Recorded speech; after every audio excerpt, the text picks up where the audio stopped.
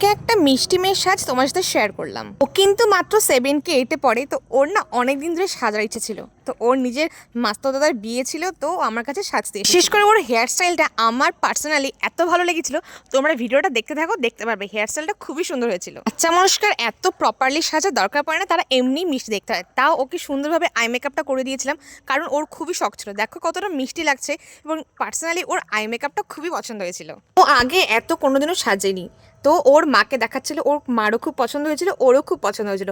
আর ওর মুখটা এত মিষ্টি দেখতে, এত কিউট লাগছিল না ওকে। আর যে ভিডিওগুলোতে আমি এত এত ভালো কথা বলি, আমার যারা যারা আমাকে সাজতে আসে, যদি কিছু আমি একটা খারাপ বলে দিই, কারণ আমি সেখানে লোকজন কমেন্ট করতে জ্ঞান দিতে চলে আসে। আরে সেই জায়গাটাতে তোমরা থাকো না, আমি থাকি, তা আমাকে ফেস করতে হয় প্রবলেমটা।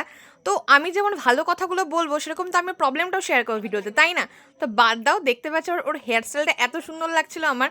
আর ডেইজি আর জিপসি হচ্ছে আমার মোস্ট ফেভারিট ফুল। স্টাইলটা ওর মুখের মধ্যে এত কিউট লাগছিল, আর ও এতটা হ্যাপি ছিল। আগে কখনো না কেউ এত সুন্দরভাবে চুলটা বাঁধেনি। স্বাভাবিক নিজের চুল আমিও নিজে বাঁধতে পারি না, কাশ এভাবে আমাকে ওকে বেঁধে দিত। তো ও খুবই হ্যাপি ছিল। আর সাজানোর পরে না, যখন দেখি ওদের মুখে একটা হাসি থাকে, সেটাই আমার কাছে অনেক। আমার আর কিচ্ছু দরকার পড়ে না।